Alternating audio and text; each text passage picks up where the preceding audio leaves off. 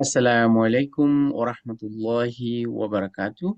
Bismillah walhamdulillah wa salatu wassalamu ala rasulillah. My dear friends and colleagues, Alhamdulillah, by the mercy of Allah subhanahu wa ta'ala, we are in the month of Ramadan, the blessed month in Islamic calendar. And we ask Allah subhanahu wa ta'ala, may Allah subhanahu wa ta'ala help all of us to experience Laylatul Qadr in this month. Allahumma baligna Laylatul Qadr in this month of Ramadan. That is the biggest reward we can achieve. So, in our educational program, we would like to explore today with our Sheikh Imam Said Purcell. May Allah subhanahu wa ta'ala bless him for sharing his knowledge and educating us. Inshallah, we will be talking about a verse from the Quran that Allah subhanahu wa ta'ala mentioned in Surah Al-Baqarah, verse number billahi minash shaitanir rajim. Ya ayyuhalladhina amanu kutiba alaykumul siyamu kama kutiba ala alladhina min qablikum la'allakum tattaqun.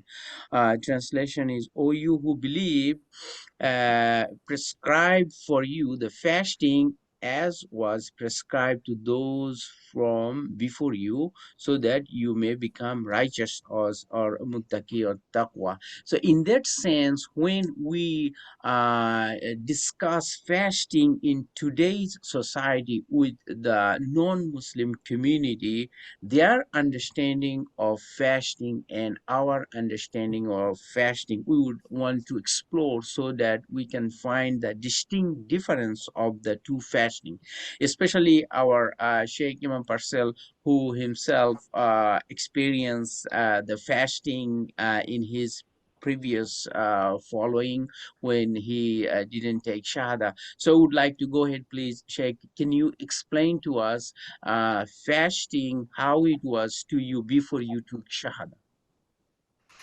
Okay. Assalamu alaikum wa rahmatullahi wa barakatuhu. Inna alhamdulillahi rabbil alameen wa salatu wa salam ala ashraf al-anbiya wa mursaleen wa ala alihi wa sahbihi wa man tabi'uhum bi ihsanin ila yawmiddin wa ba'd.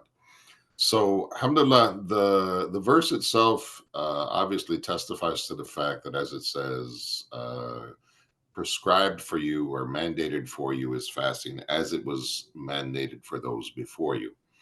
And so traditions of fasting existed within Christianity and Judaism prior to the sending of the Prophet sallallahu alaihi wasallam.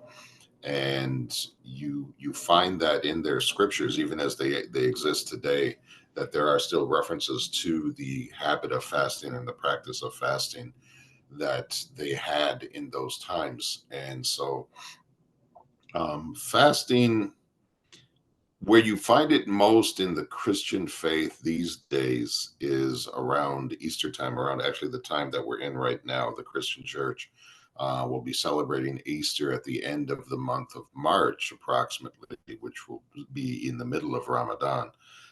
So I know I've recently had a conversation with my mother in that regard. So many Christians will fast, at least the modern version of what they call a fast will be they fast from anything. It can be anything at all. It doesn't necessarily have to be food. It can be smoking. It can be swearing. It can be this. It can be the Catholics famously. They have, I don't know the specifics because I didn't grow up Catholic, rules around eating meat throughout the week. So you'll find, at least in the past, McDonald's used to run a special on their fish sandwich for the Catholics on Fridays because that was the only day they could have meat apparently, and so they would have these fish sandwiches, etc. And so that was the way that you saw it practiced, see it practiced in the current era predominantly. But it was a practice, and it typically what you saw within the scriptures was that it was a means to attain to greater closeness to God. So when seeking to have a prayer answered or some such matter, you would fast as a means of elevating that prayer. And that's not dissimilar to what we're advised within the faith of Islam. Alhamdulillah, is that, any good that we can put forward for ourselves before or during asking of Allah is always good. And even, and this is something makes people don't often recognize, and it is in the Quran, but it's uh, not a very well known point. Is that in the early days, the companions were expected, I won't necessarily say required, but they were expected to provide some sort of a gift to the prophet prior to asking for a question. So like for our intents and purposes, say if we were looking for a fatwa from the sheikh, we would come with a gift first for the sheikh before asking our fatwa.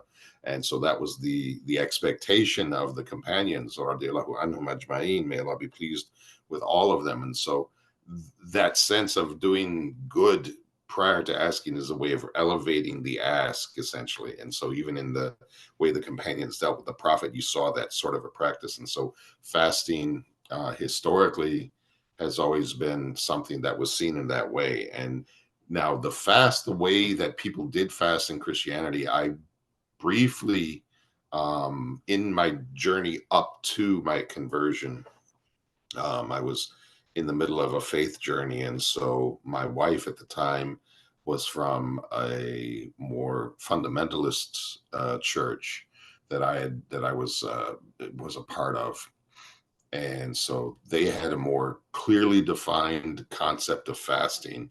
And so because I didn't have that growing up, we didn't have a clearly defined practice of fasting. It wasn't something we grew up with as an expectation. But I discussed it with her because I was learning about fasting while I was learning about Islam. And she was telling me about the way that she had been taught to fast was that they would start fasting at midnight, and they would go until 4. So there were very specific times.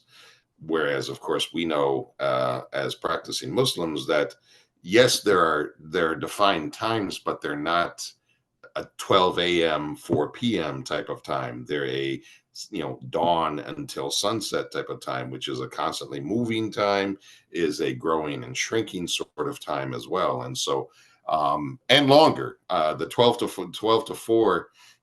And again, keep in mind, 12 a.m. means that they're asleep for 8 hours of that fast, and they're only active for half of that time, perhaps, in terms of what their day is like, if they're active at all. Whereas we're doing it during the daylight hours. We're active almost the entire time, and then we all know what we do in terms of of prayers and everything else that we do, etc. So we're active even after that, and so it's a much more active sort of engagement with fasting. But so the 12 to 4 was the approximation of it, etc. And so even with that dabbling with fasting just before becoming Muslim, I didn't do so good. If I'm being perfectly honest, I didn't do so good with it. And this is one of the lessons that, when talking, especially with people from other faiths, that Islam has to teach, or fasting more specifically has to teach. And again, and we see even currently, we see that there's a renewed interest in fasting, quote unquote, with this idea of intermittent fasting that's become somewhat of a craze. I think it's died off a little bit now, but it was a very big craze about a year or two ago. And all of the things that we're discovering about what it does for the body and everything else, etc., which is all true, which is all well and good, but as Muslims, that's not why we fast. As the verse that our dear brother Dr. Abul quoted, he says at the very end, the primary purpose and reason for the fast is la'allakum tattaqun, in order that you develop God consciousness, fear of Allah, awareness of Allah, etc. However you choose to translate it, and all of those meanings are inherent in that longing for His reward, fearing His punishment, being constantly aware of Him. All of those things are present in that concept. That's the goal. The goal is to maybe make it more contemporary. Is self-control, is delayed gratification. And so those sorts of lessons are something that, especially in the modern era, are very important, because as society, and this is actually ironically, as I'm thinking about it, is another prophetic wisdom is that it's shared that how time will speed up as we get closer and closer to the end of times, so that things are happening much more closer together. And we know, Dr. Abul and myself being a little bit older than some of you perhaps, we remember days when, you know, the internet wasn't really a thing, mobile phones wasn't a thing. I know that's anathema to some of you. All of these things did not exist. Much of what we did in terms of engaging with each other, doing our jobs, taking care of our needs, was very organic. And by extension, much slower than what we've become accustomed to. We're accustomed to, when we need something, oftentimes, we pick up our phone, we do it on our phone in a matter of seconds sometimes, and we're done. You know, and this is become our daily routine. And so it's changed the pace and the expectation of life in society. And so, with things speeding up so much, people's ability to wait to achieve or obtain something they're waiting for has become shorter and shorter and shorter and shorter. And so, part of the lesson that fasting has to teach us is that ability to say, no, wait, I have to delay until this time. This is our second day of fasting, and I've been fasting for over 30 years now. And I'm not gonna lie, I'm thinking about food. My tummy's grumbling a little bit, etc. And that's true of many of us, etc. Oftentimes, we spend half the day planning our meals in the evening while we're trying to do our work, etc. So, I mean, even with all of that time and all of that practice and all of that extent, the mind still is there. But it's like you've learned to discipline yourself. It's not to say that the desire or the want may disappear, but you learn how to manage that. And that's the great lesson in fasting that we have to share with the world, is this idea of self-control and delay of gratification of wants and needs, etc. Is that it's not to say that desires and wants and needs disappear. We're human beings. That's not going to disappear anytime in any reality that I know of. We're not going to lose our desires or our wants and our needs and things like that, etc. Those are things we're going to contend with for the rest of our lives. What we do need to do, and there's a host of different angles that we could talk about this, is learn how to cope with those. And especially learn how to cope with when we're not getting what we want when we want it. Because many people become very, upset. Some might even describe themselves as suffering trauma or a mental illness because of the inability to obtain what they want, etc. And so, developing these spiritual tools to deal with that kind of thing of not getting what we want when we want it necessarily is really, really important. And it really has a valuable lesson to teach to society. And so that's a big aspect of what we can benefit from the lesson of fasting. I don't want to drone on too long because I'm sure Dr. Abul has some additional questions, and there's other things I can say, but I want to allow the conversation to flow with what Dr. Abul may have in mind as well. Sure, sure. That's a very beautiful way of connecting, with your experience. One question might come to anyone's, like the way, if we want to find the differences between Christianity's fasting and Islamic way of fasting today's. So we know the Quran explicitly mentioned "La'allakum tattaqun," the righteousness, the God consciousness. That's the main motives of fasting for us. If you go back, or if you want to rethink about the Christians way of fasting, what is the main goal of fasting for that? We know, let's put aside the timing, put aside the diet. What is the main purpose of their fasting?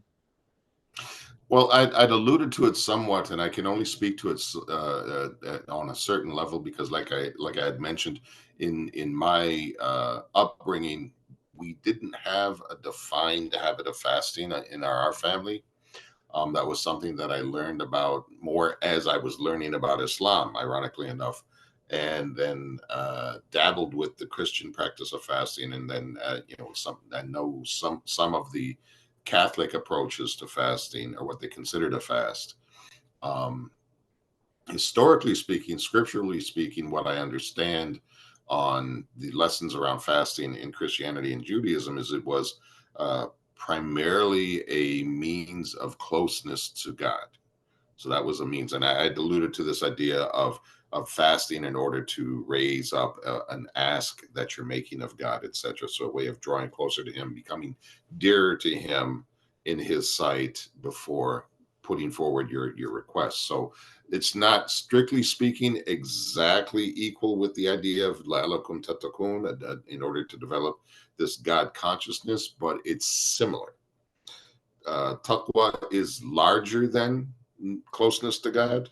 It definitely includes closeness to God. That's part of what we're desiring and hoping for through that. But it's more than, it's more complicated. It's more broadly defined. Encompasses many more things in terms of what constitutes taqwa, etc. So from that standpoint, that would be what I understand of that. So now what you see in the modern practices, like I mentioned, the way, especially around Lent, which is the time that we're in on the Christian calendar right now, where people will give up a certain thing. It's meant to, my understanding of it is it's meant to mimic sacrifice in the way they believe that Isa, peace be upon him, Jesus, sacrificed himself for humanity.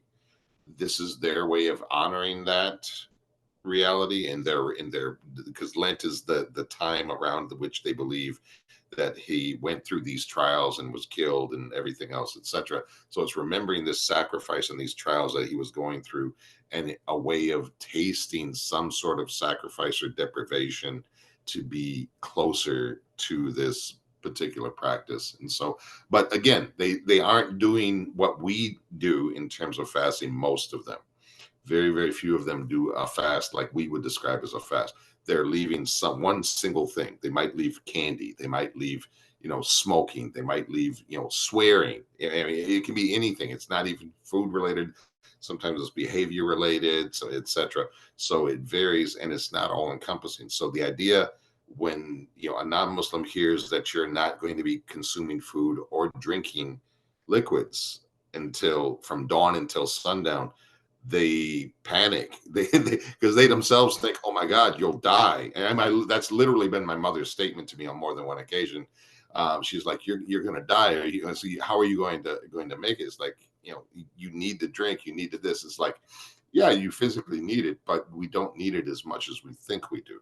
Mhm, We mhm, want it more than we need it. We justify it by saying we need it, which is a truth, but not in the way that we're using it. And so that's one of the things. And to me, and I had this conversation with somebody recently, very, very recently, one of the biggest lessons, to put it in as contemporary a language as possible, that fasting teaches, and what I usually tell people is that what fasting really can teach you in its simplest form is the reality of the statement, where there's a will, there's a way. When you have a sufficient reason why to do something, in this case fasting, denying yourself food and drink, when you have a sufficiently compelling why, you're able to do things you wouldn't otherwise have been able to do. So, for instance, in certain circumstances, if you do something wrong in the religion of Islam, you're expected to not fast 30 days, but 60 days mhm, back to back. mhm, mhm, Without going into details, I was in a situation where I had to do that because of an error I had made. And of course, I was like, there's no way. I don't know how I'm going to do this. I already, had difficulties with this other thing. It's like, how am I going to do this? But eventually, I was able to complete that 60 days. And so it was just a matter of getting it into my mind sufficiently clearly enough, and with enough willpower to say, I have to do this, that then I was able to complete those 60 days. And so that's where I say that from, is that 30 days might seem a lot. Five prayers a day seems a lot to many people as they're first entering Islam. But for those of us who've been Muslim for a long time, 5 prayers a day seems like almost nothing. mhm, It's it's over with, it's done, and it's over with in a very, very short order. Even if you pray a little slower, a little longer than like me, it's like it doesn't take that much of your day, in spite of what you think when you're first hearing about it. And fasting 30 days in the beginning, when you hear it, you're thinking, oh my God, how am I going to do this? How am I going to make it? And then once you've gotten through it, even the first time, you realize, wow, that was a lot easier than I thought it was, because you were sufficiently motivated that you were able to see your way through. So that's one of the biggest lessons that I find with the practice. And the fact that we're more conscientious about it, like even the fasting that you see in Judaism that I'm aware of is a day here or there. Typically it's 1 or 2 days at most, that they're fasting. And even many, so it's one day, it's one period of like 12 to 16 hours versus 29 to 30 days of the same 12 to 16 hours. Again, the way it's being done, etc., is very different. And so the the level of dedication to the practice, and that's one of the unique things that I always noticed about our faith, is that our major holidays, our two Eids, our two big celebrations, when everybody is so happy, is so dressed to the nines, as we would say in the West, looking their best, smiling, laughing, happy, everything else, etc. Both of those, the one at the end of fasting and the one at the end of the Hajj, the pilgrimage, are after intense worship. In other words, you have to in a sense earn the right to feel that joy. It's not a joy like many of the things that we are accustomed to in secular society. There's joy without pain, or at least you're made to believe that, is that you get the joy without having to pay too much of a price. Whereas with Islam, it's like, no, you're putting in effort before you get the right to experience that joy. Yeah, And so Alhamdulillah, that's a that's very beautiful. major lesson. Yeah, and follow-up question. So today's, especially if we focus on our Gen Z's generation, and you have bring a very beautiful topic, delayed gratification. So as we are also providing mental health services, delayed gratification, which we link with the patients and sabr, and that is very critical characteristics we need to have to achieve the goals that Allah subhanahu wa ta'ala wants us to achieve from this fasting. So our these Gen Z's, this generation, what I have observed and talking with my kids and others, they have one positive thing: they are less attracted with the foods like the way we, the older generation, we somehow they think we eat a lot. I mean, so in that sense, it's good for them. They're eating less, so fasting should be easy for them. However, when it comes about the patience and delayed gratification, I have seen, and majority of the teachers also have seen that there are lacks in them, because with this technological advancement, everything they want, like you said, immediately, immediately, immediately. So, what would you suggest for our Gen Z's generation, for to consider in this technological age, to understand that they need to slow down, and there are no harm slowing down. I think it's most going to be benefit them if they can understand the benefit of patience and delayed gratification, which will help them in later on. Let's say they want a what do you call, promotion at job, or they want to switch their job to a higher level where they can earn more money, or they want to get married and there is no one around them which they can find suitable for their life, the spirituality or anything they are pursuing. If they do not practice delayed gratification, they will stumble everything they go through. And in other words, this would be disastrous for them sometimes if they rush into it and onboarded something which they shouldn't have. That would be a very, let's say an example of relationship. They were too rushing to engaging themselves into a relationship or a job offer or in any type of project they got into it. Now they would be repenting, hey, why didn't I think a little bit more seriously or asked our seniors or take some time to analyze it.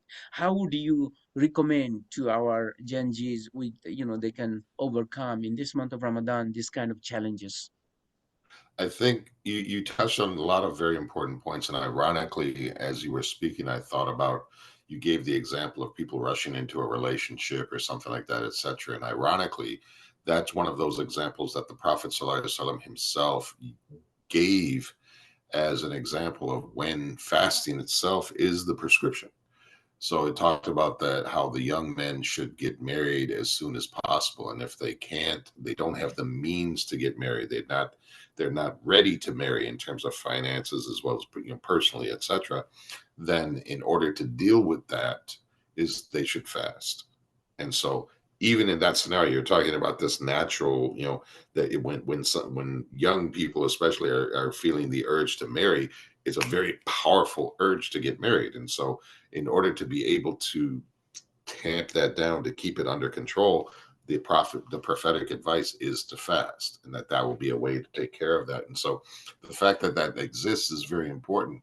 Now, interestingly, I've seen something this last year that I don't think I've seen before, especially not in the quantity that I've seen it, is people advising about really focusing on the spirit of what the fast is for, which is this developing taqwa. And so part of it is to not get so preoccupied with to-do lists and things like that, etc. And things that just to check it off, or like to constantly be posting about it, or to be on the app constantly looking for new reminders, new this, new that, etc. Is that to really just be present. So this is when you talk about the idea of slowing down. There's a very powerful concept that has a lot of research to back it up in terms of its benefit, which is typically referred to as mindfulness. It's this idea of being fully present in the moment that you're in.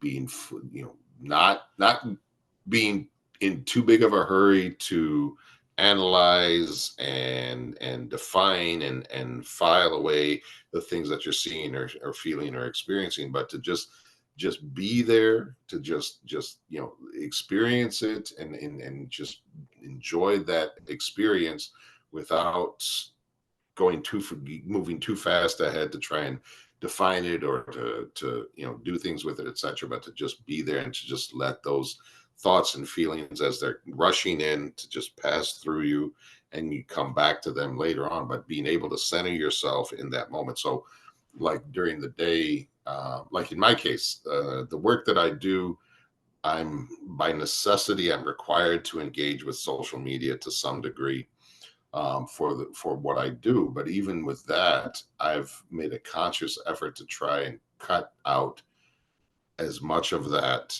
even in work related matters, as I possibly can, by scheduling things before the month starts or something like that, etc. Or maybe only one day that I'm doing it, and I'm trying to get it all done in that one day, etc. So staying away from our phones.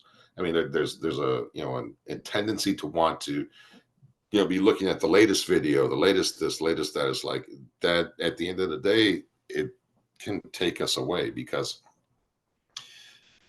that's living outside of ourselves to some degree. And while they may be beneficial videos or reminders and things like that, etc., they're externalizing things. They're not allowing us to be in present and involved with, especially the Quran, in this time, or even the physical experience of the fast, and what it, with the challenges we go through physically and everything else, etc., when doing the fast itself, especially for one of the first times.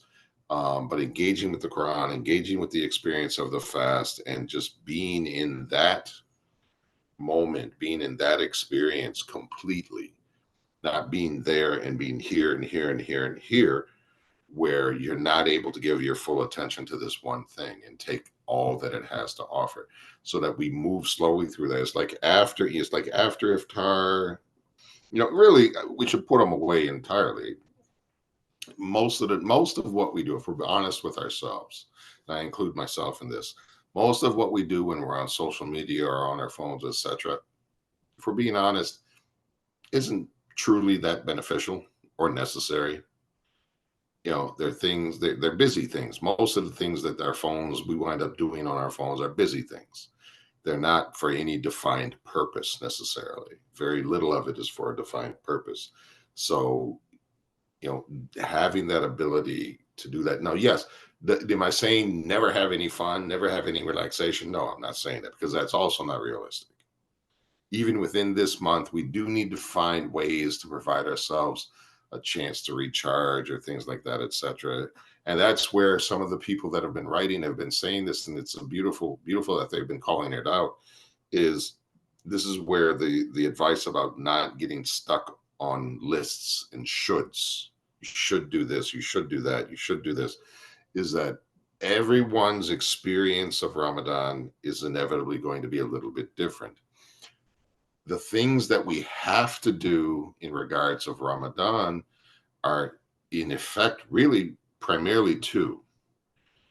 There's obviously the fast of Ramadan itself, the physical fast, and then there's the 5 daily prayers.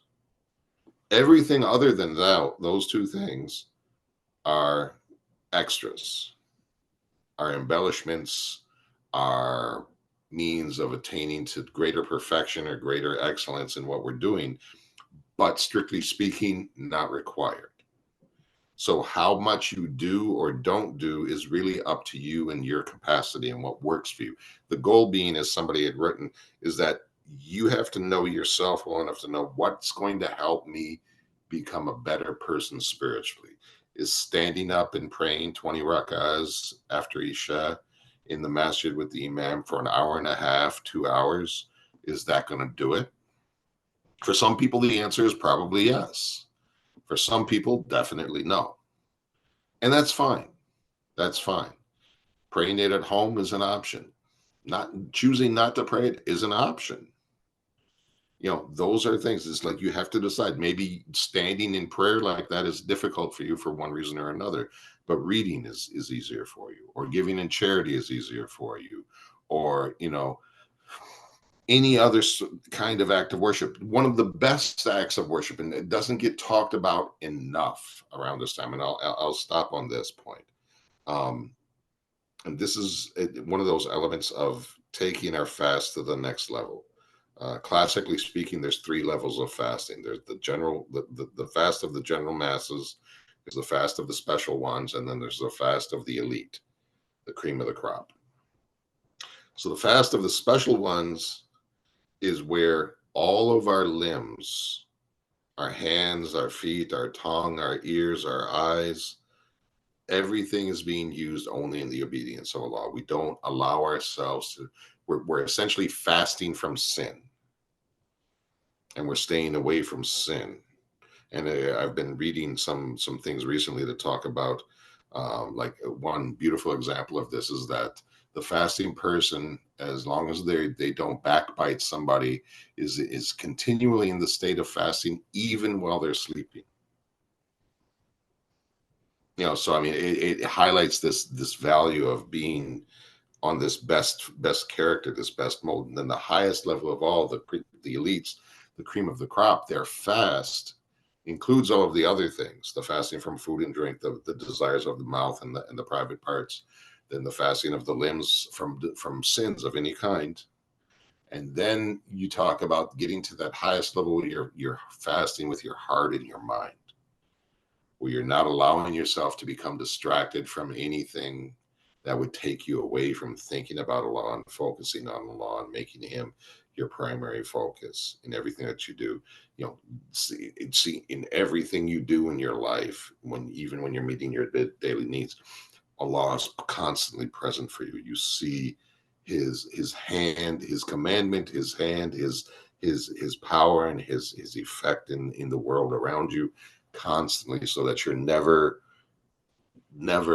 absent thinking of him. And so you're constantly aware, where even your heart is like, you don't even let things come into your heart. It's like when we're in prayer, if we start to have whispers in our prayer, what are we taught to do? We're taught to turn to the side.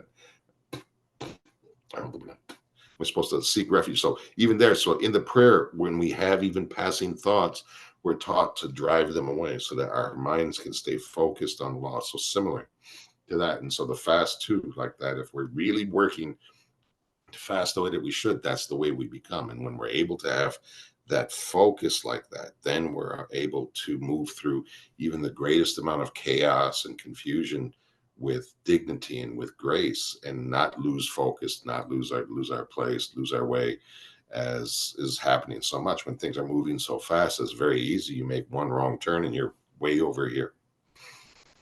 May Allah subhanahu wa ta'ala bless you, bless your family, and may Allah subhanahu wa ta'ala give us all the ability to elevate us to the level where we can fast as the cream of the crops, the highest level, where all of our body limbs, our tongues, our private parts, and our intention, to clean ourselves and get forgiveness, and really striving to become those la'allakum tattaqun, to become righteous. Jazakallahu khairan. Assalamu alaikum wa rahmatullahi wa barakatuh. Wa alaikum salam wa rahmatullahi wa barakatuh.